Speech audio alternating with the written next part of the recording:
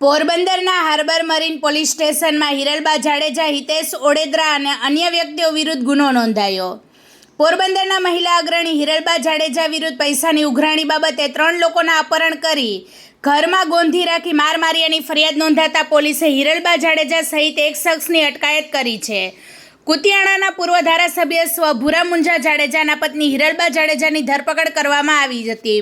થોડા દિવસ પૂર્વે મૂળ કુછડીના મહિલા વતની અને હાલ ઇઝરાયલ સ્થિત મહિલાએ હિરલબા જાડેજા વિરુદ્ધ પોતાના પતિ અને પુત્રનું અપહરણ કરી ગોંધી રાખ્યા હોવાના ગંભીર આરોપો લગાવી વિડીયો જાહેર કર્યો હતો. આ વાયરલ વિડીયો મામલે પોલીસે તપાસ શરૂ કરી હતી અને તપાસ દરમિયાન મહિલાના પતિ અને પુત્રએ અપહરણ કર્યા હોવાની વાતનો ઇનકાર પોલીસ સમક્ષ કર્યો હતો. ત્યારબાદ ગઈકાલે મહિલાના પિતા ભનાભાઈ ઓડેદરાએ પોલીસ સમક્ષ ભનાભાઈ ઓડેદરા જમાઈ તથા પુત્ર રણજીતનું અપહરણ કર્યું હોવાની હકીકત જણાવતા પોરબંદર પોલીસ એક્શનમાં આવી હતી.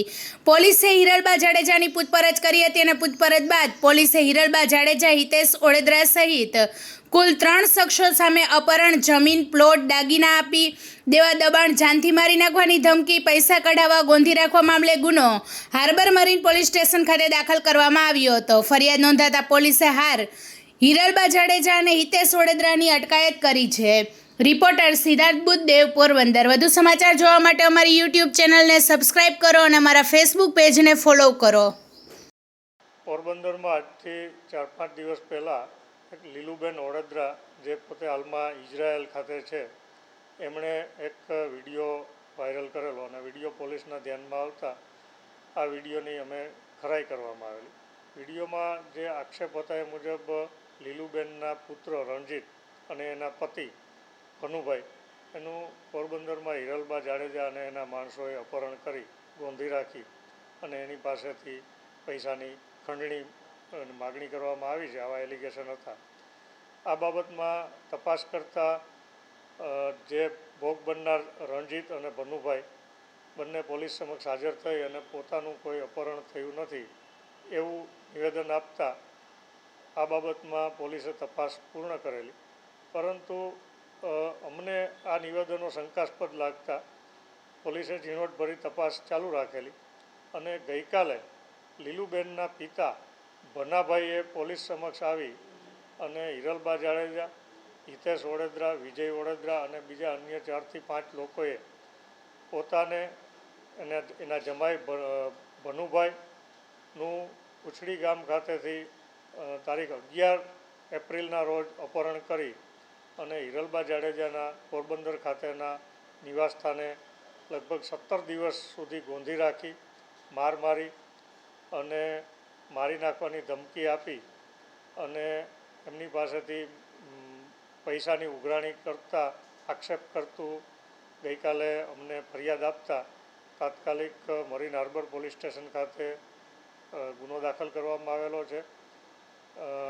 ગુનાની તપાસ કરતાં અમને જે પ્રાથમિક પુરાવાઓ મળેલા એ મુજબ હિરલબા જાડેજા અને હિતેશ ઓડેદરાની ગઈકાલે સાંજે પોરબંદર પોલીસ દ્વારા ધરપકડ કરવામાં આવેલી છે અને અન્ય આરોપી વિજય ઓડેદરા છે એ હાલમાં ફરાર છે, એને પકડવા માટે પોલીસ તજવીજ ચાલુ છે. અન્ય જે અજાણ્યા ઈસમો છે એ કોણ છે અને આ 17 દિવસ દરમિયાન આ જે ભોગ બનનાર છે એમને ગોંધી રાખી અને એમની પાસેથી દાગીનાઓ, જમીનના દસ્તાવેજ, એમના વાહન, એમના મોબાઈલ, આ બધું જ છે એ પડાવી લેવામાં આવેલું. એ બાબતની પણ હાલમાં પોલીસ તપાસ તજવીજ કરી રહી છે. 17 દિવસ દરમિયાનમાં આ ભોગ બનનાર ભનુભાઈ અને ભનાભાઈ ઉપરાંત લીલુબેનનો પુત્ર રણજીત, આ 3 વ્યક્તિઓને ગોંધી રાખી અને જે ખંડણી એક્સટોર્શન કરવામાં આવેલું છે, આ ખૂબ જ ગંભીર પ્રકારનો બનાવ હોય. પોરબંદર પોલીસ છે હાલમાં પકડાયેલા આરોપીઓને રિમાન્ડ માગી અને તપાસમાં વધુ પુરાવાઓ એકઠા કરવાની હાલમાં તજવીજ ચાલુ છે. હાલમાં અન્ય કોઈ ફરિયાદી નથી, પરંતુ અમે આપના માધ્યમથી અપીલ કરવા માગીએ છીએ કે આ લોકો દ્વારા અન્ય કોઈ પણ વ્યક્તિને પણ જો આ રીતના ધાક ધમકી આપી અને પોતાની કોઈ પણ મિલકત પડાવી લીધી હોય તો કોઈ પણ ફરિયાદીઓ નિર્ભય બની અને જો પોતાની ફરિયાદ લખાવવા માટે પોલીસ પાસે આવશે તો પોલીસ ચોક્કસ એની ફરિયાદ પણ લઈ અને ગુના દાખલ કરી અને કાર્યવાહી કરશે. હાલમાં હિરલબા જાડેજા સામે અમે જે એમને હિસ્ટ્રી ચેક કરતા એક ગુનો દાખલ થયેલો છે અને હિતેશ ઓડેદરા વિરુદ્ધ પણ એક ગુનો દાખલ થયેલો છે. ધાક ધમકી આપવાના ગુનાઓ એમની સામે નોંધાયેલા છે.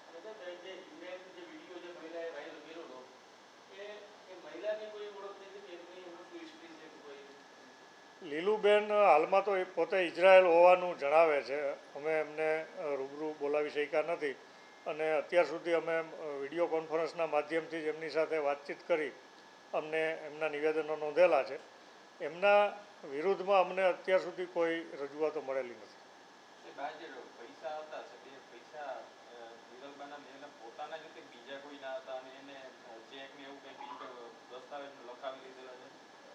આ 17 દિવસ દરમિયાનમાં જે ભોગ બનનાર છે એમની પાસેથી 11 કોરા ચેકોમાં સહીઓ કરાવી લેવામાં આવી છે. પૈસા પણ જે 70 લાખનો આક્ષેપ કરવામાં આવે છે, ક્યારેક વિડીયોની અંદર 1 કરોડ રૂપિયાનો પણ ઉલ્લેખ કરવામાં આવે છે. તો ખરેખર કેટલી રકમની માગણી કરવામાં આવી હતી એ પણ અમારો તપાસનો વિષય છે. અને પૈસા ખરેખર કોના હતા, કેશ હતા કે ચેકથી વ્યવહાર થયેલો છે, આ તમામ બાબતોની પોલીસ તપાસ કરી રહી છે.